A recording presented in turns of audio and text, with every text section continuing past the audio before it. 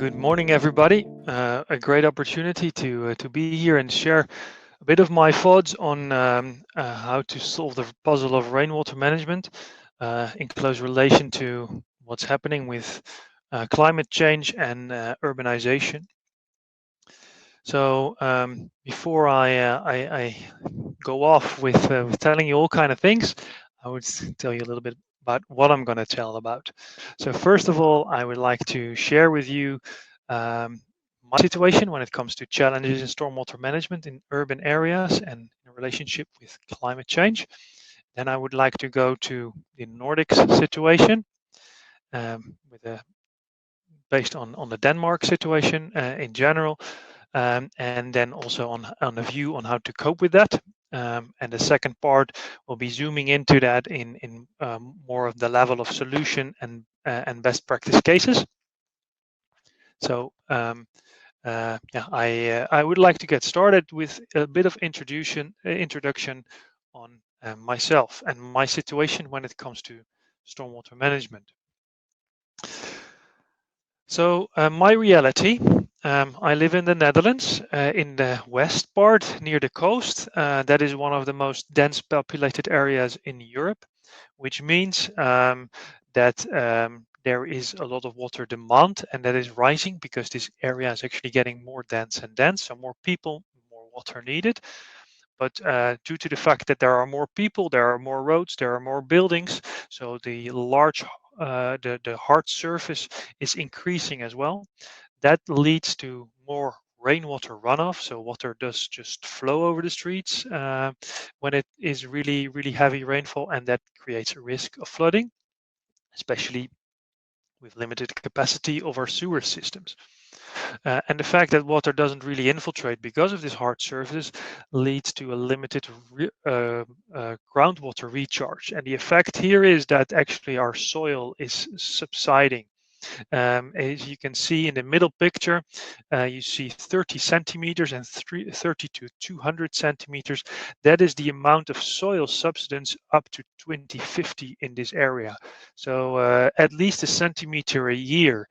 And that is quite a lot, and that has significant impact also on the infrastructure around us. So that is an issue.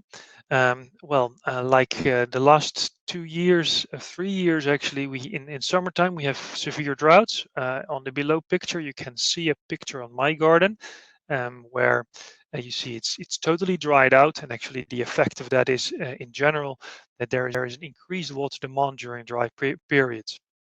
And on the very right picture, you see the exit of my garden during a heavy rainfall. So flooding is also an issue. So I need to cope with stormwater management and climate change myself as well.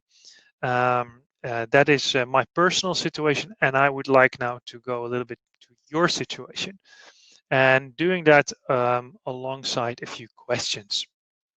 And I would like you to answer those questions.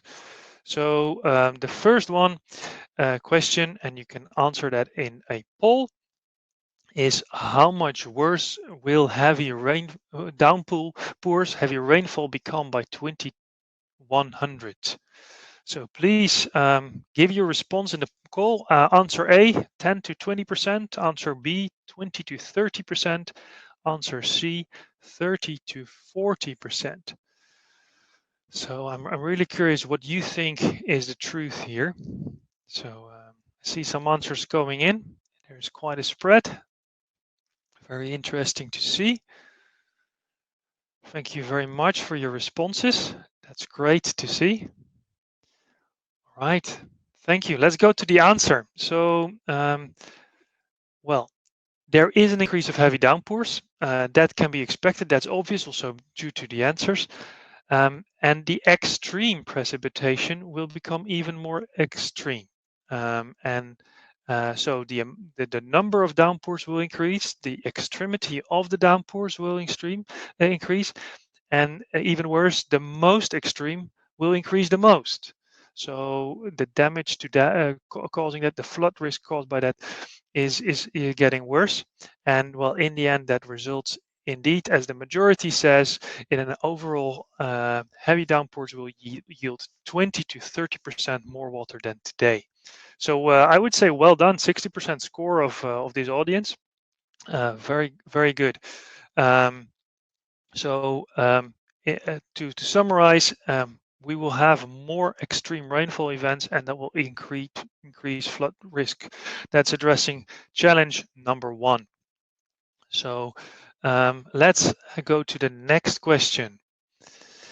In the summer, in 2100, summer rainfall will increase, not change, or decrease? You can give your answers now in the poll. So will the summer rainfall increase in 2100? Will it not change, more or less the same as today, or will it decrease? What do you think? See a nice spread now. 50% says increase, 50% said decrease. The decrease is rising now in the results. Oh, you're getting convinced it's actually decreasing. Well, that's interesting to see. Well, you're totally right. Actually, the summer rainfall is decreasing 10 to 25%, and probably even more important to know is that there is also a clear tendency that the summer dry periods will be longer. So we will have less rainfall in general, but also have longer periods of droughts. And the results of those droughts is actually an increase of water demand. And there I come to the next challenge summary. Reduced rainfall and longer dry spells will actually increase the request for potable water, the use of potable water, not just in the volumes, but especially in peaks. We see in water use that, especially when people come home during a hot period, at the end of the day, they open the irrigation in the garden, they start using a lot of water, fill up pools. So also the peaks become troublesome, not even so always the volume, but actually securing the supply indeed is becoming an issue during dry periods. So the second challenge, droughts. So let's go to the next question, and I'll start the poll for that as well.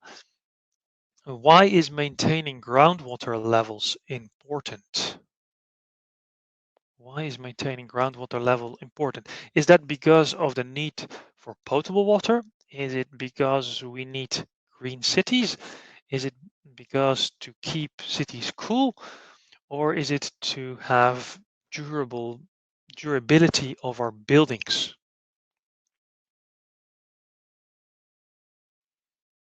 So now it's published. Now you can give your answer. Is it to the need for potable water? It is due to water needs for green cities, water needs for cool cities, or water for durability of our buildings?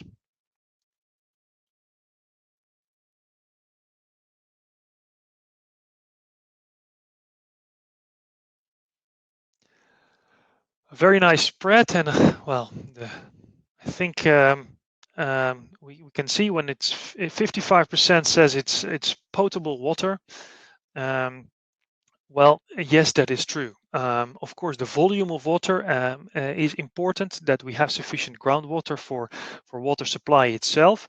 That's about the volume, and in Denmark, that is the main source of drinking water. But also the quality of that water is important. If you look at salt intrusion, that means the salt water coming from the sea actually intervening with the fresh water that is pumped up for drinking water. That is a risk when the groundwater is lowered because the pressure is going down. And at the same time, we see that the sea level is rising, so actually the pressure from the salt water towards the fresh water is increasing. So it's very important also from quality perspective to keep high groundwater levels, as well as from the volume, the quantity perspective. But it's not the only good answer, because actually there is already an existing problem of overuse of groundwater. And if you want to keep a city green, which is very much needed, and I'll come back to that, for climate resilient cities, you will need some water as well. And for cooling down, you need some water as well. And actually, there will be an exacerbation of the need for water, and yeah, actually is very important to keep the groundwater levels up to actually be able to supply that when it's needed. And also the last answer is right, because the variability of groundwater may cause substantial soil substance, especially lowering of groundwater can cause that, and that impacts that can cause damage to infrastructure, for example, buildings or bridges or tunnels. They may subside with it. They can become damaged by cracks and things like that. So it's also important for our structures to manage our groundwater level in a proper way. So that is the third challenge. Is keeping our groundwater levels up. Because we don't want them to be depleting, because that will cause scarcity of water, but also damage to our buildings and infrastructure. So my last question to you, that is about heat. How much hotter can cities be by 2100? How much hotter can cities be by 2100? Is it 3 to 5 degrees? Is it 3 to 10 degrees? Or is it 6 to 15 degrees? I'm really curious for your answers. Wow, 50% is now on the highs. Very curious what you think. I see the majority now choosing for 3 to 10 degrees, but 1/3 is already choosing also for 6 to 15 degrees. The majority is growing, nearly 60% choosing for 3 to 10 degrees. So let's go to the answer. The rise in annual temperature on average will be about 3 to 5 degrees. So that's answer A. However, if we look at cities can be 3 to 10 degrees hotter even than the mean temperature due to, for example, lack of green space and the heat absorption of buildings, of asphalt, and others of these hard substances. So all in all, it's a combination of A and B, resulting in answer C. Cities can become 6 to 15 degrees hotter. And that is of course an issue of comfort, but it's also a serious issue of health.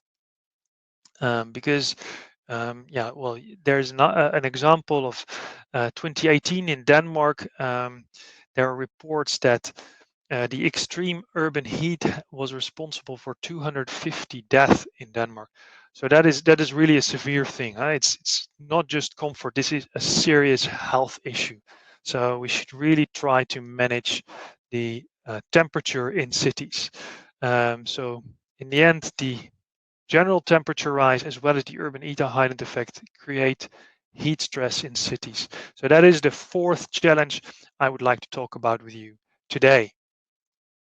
So what should we do about this when it comes to stormwater management? That's what I would like to talk to you about in a sec. But if we look at this, the conclusions overall: more rainfall, more extreme, drier summers, hotter cities, scarcer water. Our systems are not built for this. They have been designed in general 20, 30 years ago. That's the average age, or maybe even older, of these water supply and sewer systems. So we really need to do something to manage this. Can we do this in a traditional way?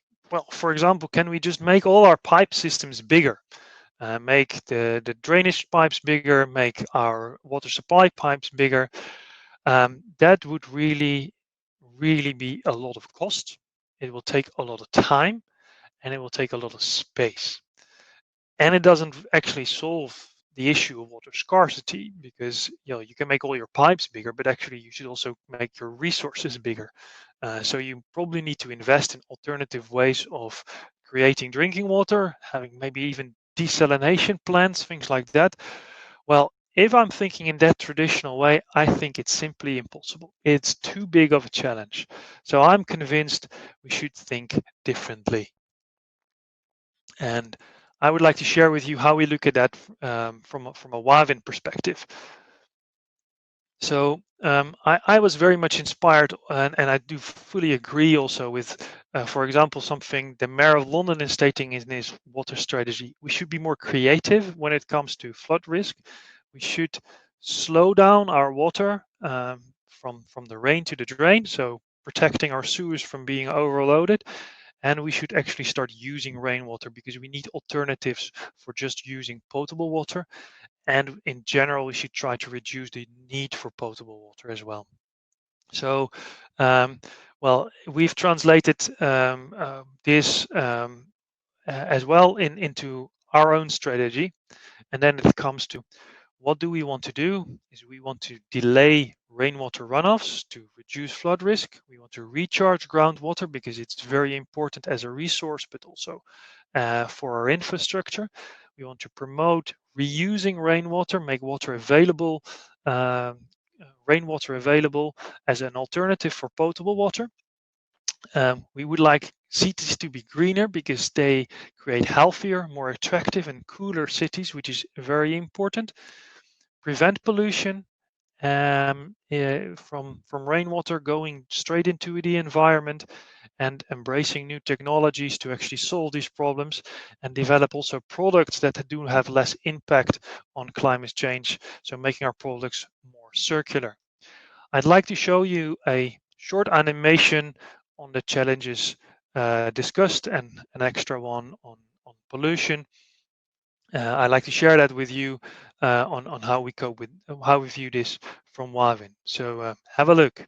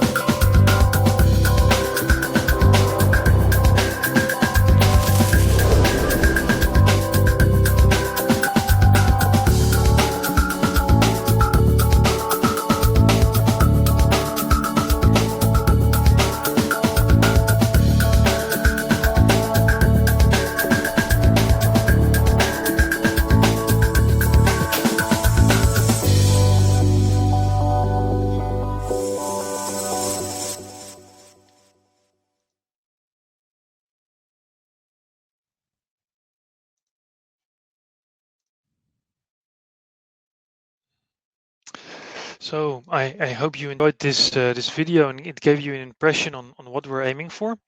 I'm trying to load my presentation again. Somehow oops. Yes, there I am again. I hope this video showed you on how we want to cope with climate change and rainwater management. In the end, what we are aiming at as WAVEN is realizing that climate changing is happening. We want to get cities ready. Ready for the future, ready for the climate change that will happen, making cities resilient. So I already gave you a bit of a view on how we do this. I would like to elaborate a little bit more on that. So how do we build climate resilient cities? And I would like to share with you a few solutions that we would like to offer for this, as well as some examples of projects on how we've done this in the past. I would like to start with the subject of infiltration. Infiltration is a very important way, as I think explained before as well, because we create a delay of the rainwater runoff and we recharge our groundwater resources. Of course, if it is possible, you can do this on the surface with swales or some more natural landscaping. But in many cases, there's just not the space to do that, not on the premises of a development, or not at all because of the dense infrastructure. So you need to go below ground. And in that case, I would say the preferred way of coping with rainwater is creating an infiltration tank. Because of the recharge of the groundwater, reducing the stress on quantity and quality. And it also reduces the amount of water flowing into the sewer system. So that is also benefiting the robustness of a sewer system. If we look at those systems, they are when it comes to design, they are dependent on the soil conditions. So actually the surrounding soil of a tank defines how much water can flow out. There's a certain speed of water from the tank going into the ground, certain speed through the ground that is possible. That is, in scientific terms, the hydraulic conductivity, often referred to as a K value. And then the shape of the tank creates a certain surface of exchange from the tank towards the soil. Multiplying these two will give an infiltration rate, a flow going into the ground. Well, a tank in generally should be empty in like 24 hours or so. It depends a little bit on local regulations, but yeah, you can calculate based on this if how much surface you need actually to be able to exchange all the water that's going into the tank. And of course the severity, the design values of the rainfall is also defining the full volume. So there are quite some parameters defining how a infiltration tank should look like. And yeah, of course we can help if needed to make designs that fit for purpose. That is a basic thing. I would like to show an example of a project that we did with our brand new product, an AquaCell. This is at a school. You can clearly see this is sandy soil, so it's perfect for infiltration because it has a high K value. Water will infiltrate very fast into the ground. But that is not always the case. However, it is the preferred solution. So imagine if you could make infiltration tanks in all soil conditions, even if the soil has a very low K value and infiltration is not going as fast as you would need it to be to get a tank empty in time. Then you can actually always recharge your groundwater resources. You can always try to keep the groundwater as high as possible to prevent salt intrusion. You can reduce your discharge to the sewer because you're infiltrating it. And when making it smart, and that's what we want to do, you can make it future proof because you can actually manage your water more actively optimizing it for the situation as is. So how would that work? Normally an infiltration tank, as you see here in the middle, would just be filled with water, and water will flow down through the sides and the bottom. And if we make it smart, there will be an alarm. Your tank is not yet empty because well, due to the fact that the infiltration is going slow, there will be an alarm. Rain is coming. Your tank is not empty enough to actually catch that rain, and that alarm is based on historic data of the tank itself. It's based on the weather forecast. It's based on on the air pressure, and it takes a few of those parameters into account into an algorithm to always have a safe prediction of the heaviest rainfall possible, and making sure that volume of water is available in your tank. So when that alarm is given, a valve is opened, and then the tank is drained with the restricted outflow to limit it to the maximum that is allowed according to the regulations. And then the tank is empty, and then rain can come and fill it up again, and that water can again infiltrate. In 95% of the cases, even in poor soil conditions, I would expect that you can actually still infiltrate. So this is really a security for the extreme rainfalls, and at the same time allowing infiltration to take place in many, many more projects than we would standard apply them. Another alternative for delaying groundwater, first let me just wrap up with this one, sorry. If we want to allow infiltration in poor permeable soils, when would this be a good idea? If you have trouble with managing flood risk due to rainfall, if there is a poor permeable soil, obviously, and of course, if you should take measures because of the groundwater due to the scarcity, due to salt intrusion, or sinking cities, sinking infrastructure, and also when there's limitations to actually connect to a sewer system. All of that would be reasons to use a system like this. And those also very nicely connect to the Sustainable Development Goals. It is actually creating, securing water supply by making sure the resources are recharged. It is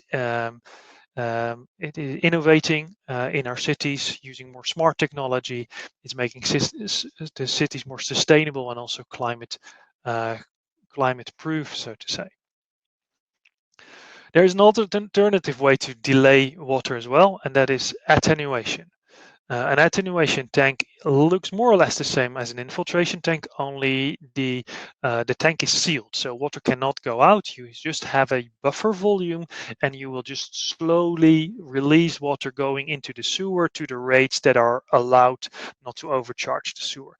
You can do this in different ways, just by a standard orifice, a small hole that is actually limiting the maximum flow, or with a vortex valve, for example, where also the maximum flow is the same, but with lower levels in the tank, the discharge will be higher, so you have shorter emptying times, which can be important with sequential rainfalls.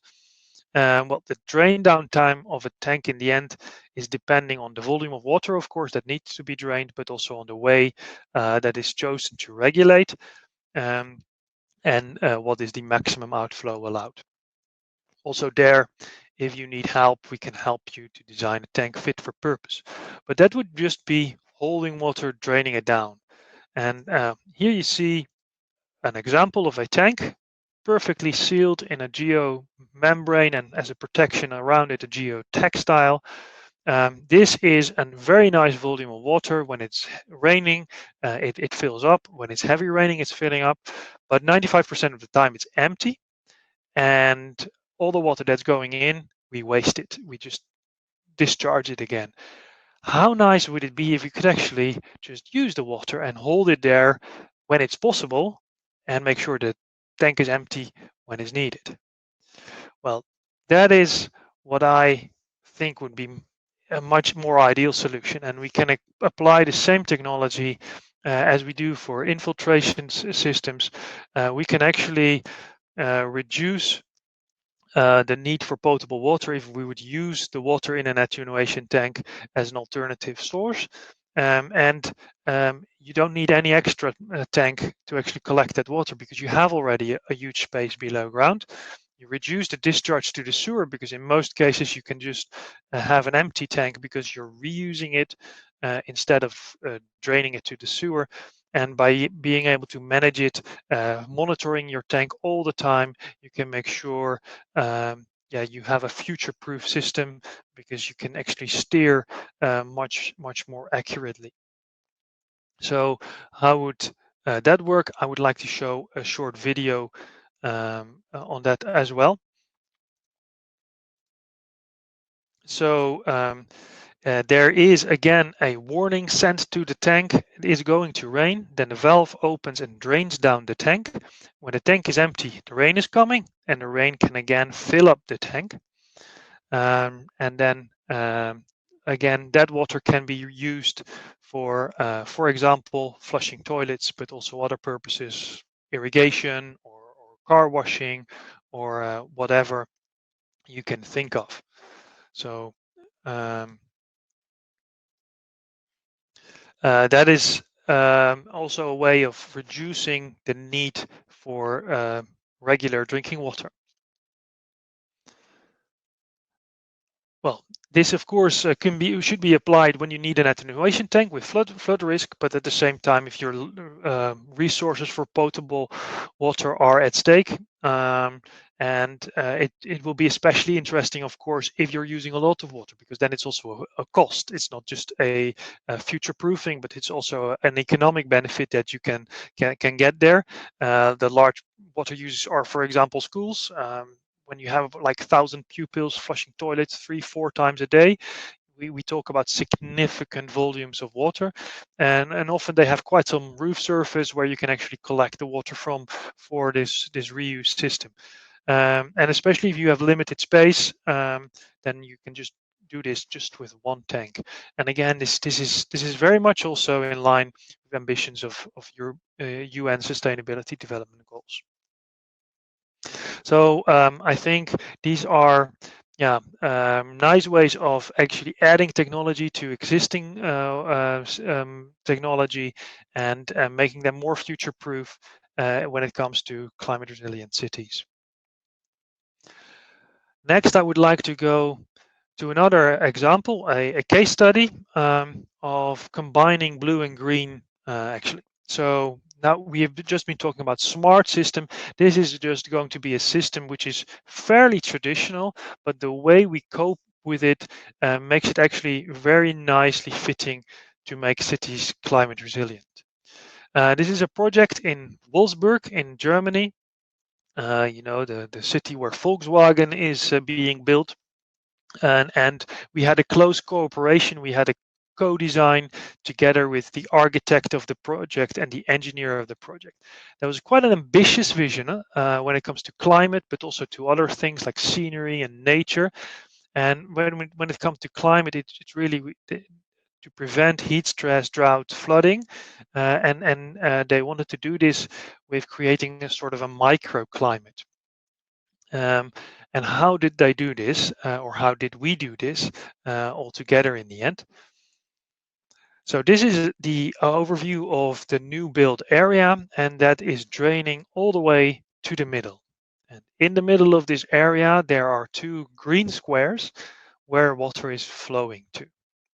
So all the water is collected on this green squares. There is hardly any piped sewer. Everything is surface runoff. So here you see an example of this green square. It's really a nice recreation ground, but it's also like the water buffer for the area, so it can be flooded if there is an extreme rainfall. And it would be actually very deep if you would need to have all the water during an extreme rainfall event buffered on the top of this. So together we thought, well, how can we manage this in a better way? Well, put a tank below it. So create some surface above the ground, but also create a lot of surface below the ground. And then you get sort of this picture. So you have a green area where people can recreate in normal circumstances, and where water will flow through, feeding the green areas, giving evaporation, which is cooling down the area. Water can infiltrate through the ground. There it's also filtered, and then you can get clean water into an attenuation tank in this case, because groundwater levels were already high, and actually too high. So here we chose for an attenuation tank, and from there it's clean water can be discharged into the environment again to open water. So a very nice example, I would say, of combining a traditional tank with landscaping and architecture, making it really a green and blue solution with a clean, a safe, and a comfortable microclimate. Well, this is already a first step towards also greenifying cities. And another important thing to make cities greener is make sure there are trees in cities. And to make trees grow, you need to let the roots thrive, and then you can have really flourishing trees. And I would like to elaborate a little bit more on that. But not before I told you about the benefits of urban trees. The International Organization of Agriculture is actually stating a list of benefits of urban trees. That is just the well-being. People think it's nice to have trees around them, but it's also healthier because trees filter all kind of gases like CO2, but also particulate matter, which is not a very healthy thing as well. It is a robust thing towards climate change because it's cooling. Important, as we've seen it with the increasing heat up to 15 degrees in the city, but it's also reducing flood risk because they absorb a lot of water and they evaporate that as well. So it's like an air conditioning, and that creates also a conservation of energy. Up to 20 to 50% of energy can for cooling can go down when there are sufficient trees in a city. And it increases property value up to 20%. So it's also an economic interesting thing, and it's good for biodiversity, for ecology in the cities. And well, as a food and agriculture organization, you should also say, of course, it's giving opportunities for food and nutrition, which not always be the case, of course, but it's interesting to have that look. Well, is this just a theoretical thing? No, not at all. Copenhagen wants more trees. Milan is really ambitious, 3 million trees they want to plant. Paris is really ambitious. They want to plant 1.2 million trees or so. The European Union is even more ambitious, also a larger space.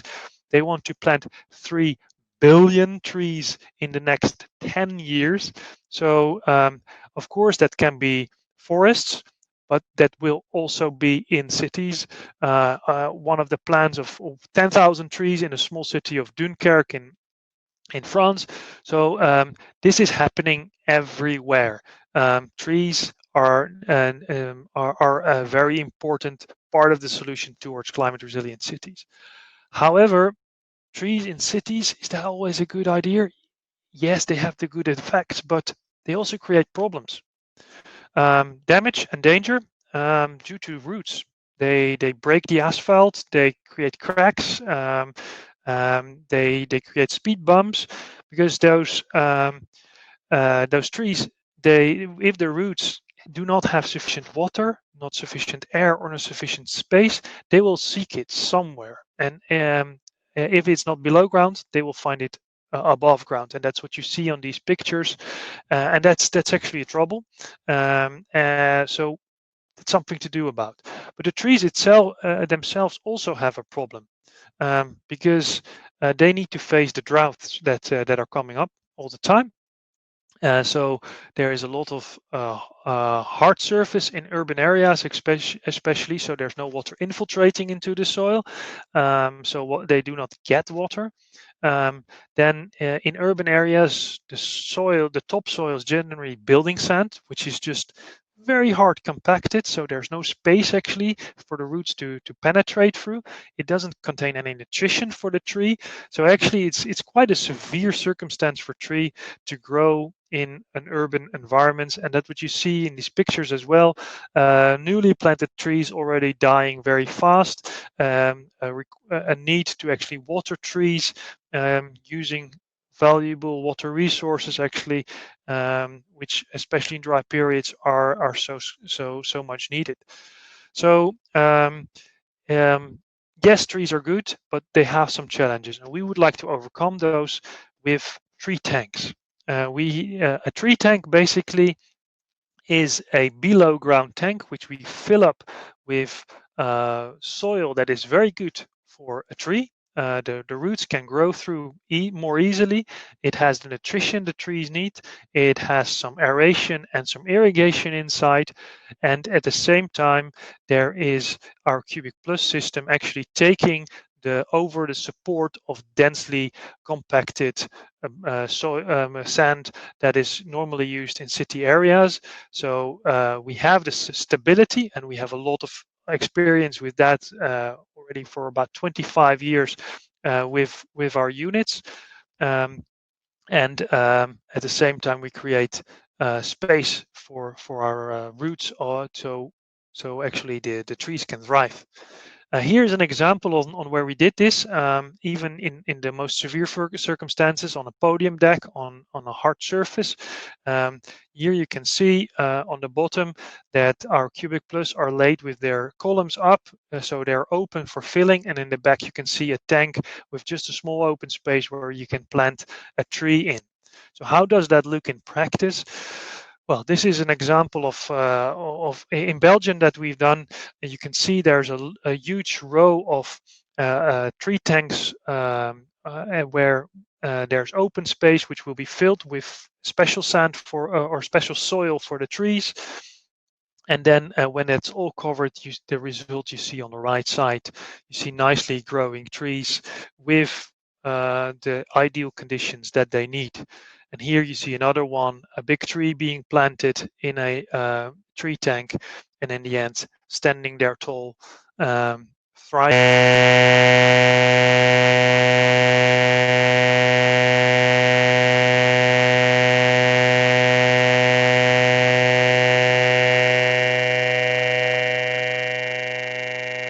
Very important to have trees, and yeah, with this solution we can make trees happen even in these trees, the circumstances for urban environments which are not ideal for trees.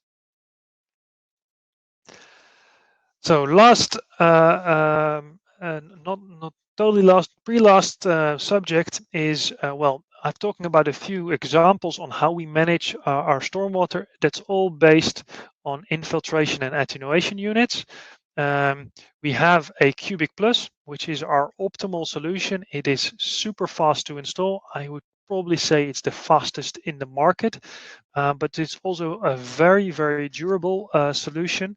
The way we connect all the things together makes it, well, in any case you will install it right, so it's a robust system, but it's also optimized for maintenance in the future, so you can secure in the future also that your tank will always be working. You can properly inspect it and properly maintain it, clean it, make sure that you can keep on benefiting from the volume that you've created with a tank like that.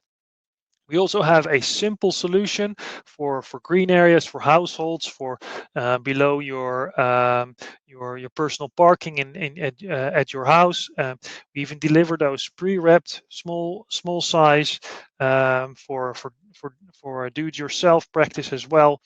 The AquaCell Lite. And then we have our new AquaCell, which is really the practical solution. It's a very efficient unit when it comes to logistics. It means that you will have fewer deliveries to your site, easing logistics, but also fewer space on site needed, but also due to that, a lower CO2 emissions because less trucks need to drive. It is very easy to install. It's probably as easy as Cubic Plus. It's nearly as fast as Cubic Plus, and it's also a sustainable solution because this is made out of recycled material. I'll come back to that in a second. So sustainability is one of the other pillars that I mentioned. So when it comes to stormwater management within Wavin, since 2015, we're only developing products in recycled material, unless it is not possible, or for whatever reason. That means, as said, the new AquaCell is a 100% recycled product, but also 100% recyclable, without compromising quality. In the past, I know that there is always the conviction, if you have virgin plastics, it's always better. But nowadays, with the advance of technology, we can make very, very good products, comparable quality to virgin plastics out of recycled material. This product is also fully tested according to the European standard, showing that it's a really robust product. Also, our road gully, our Tegra road gully, is a fully recyclable product. Unfortunately, in the Nordics, we have to make it out of virgin material. It's really a pain in my heart, but the Nordic Polymark is not allowing recycled plastics, and hopefully in the future they will, also for the sake of combating climate change and being more sustainable. The nice thing about this product as well is that it's preventing pollution with the unique filter that is inside. The white thing you can see here in the picture, that actually makes sure it prevents that street dirt is freely flowing into rivers and lakes. That's of course something we would like to prevent as well. So last but not least, we do not just have units. We have a complete system portfolio, from catching the rainwater from the roof or the road, all the way to draining it to open water or towards a treatment plant or whatever, with roof drainage, road gullies, pipe systems, infiltration units, and also the filters needed to make sure the water quality is guaranteed. So we really have a broad portfolio, and of course, if you're interested, we would really like to help you, offering a complete solution. So thank you for listening. Thank you. I hope that you also learned a lot out of this webinar. I'm very curious if there are any questions. Last thing I would like to say before answering questions is, climate change is happening. Let's get these cities ready, and let's do that together. Thank you, Geertjo. We had some sound issues. I hope everybody has their sound back.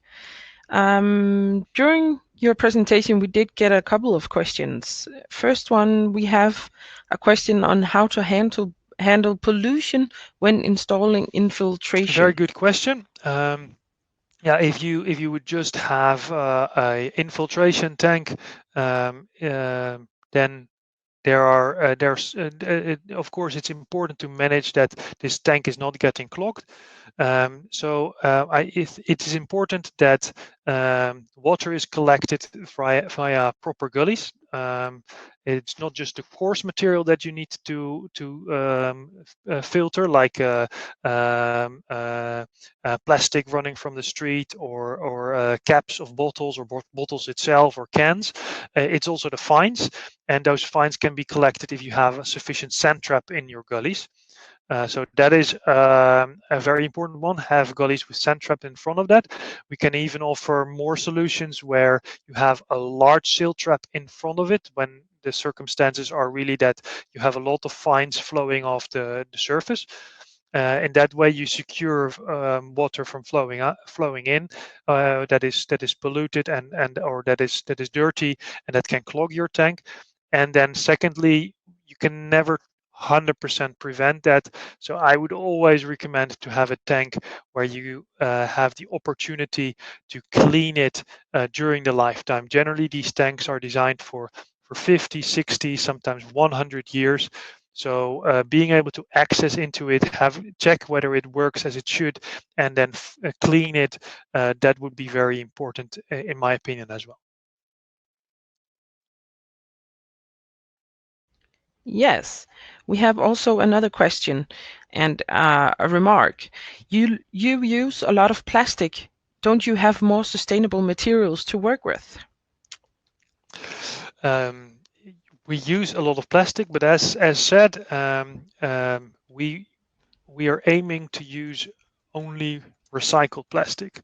So the products that we are recently developing are made out of waste, basically. They are really sorted by our suppliers from waste and upgraded to a level that we can again use them in our products. So there is a lot of plastic available, and I think it's a very sustainable. Actually, if we look at plastics, plastic still has value when it has become waste, because it's actually a source for a new product. And if you look at like that, recycled materials are very sustainable actually, therefore it's also very much a pain for me that the Nordic Polymark is not allowing recycled plastic, because they actually steer us towards using new plastics all the time. However, we would actually not want to do that when not really necessary, and it's not necessary in stormwater management. So thank you for joining, and hope to see you again sometime at our next webinar.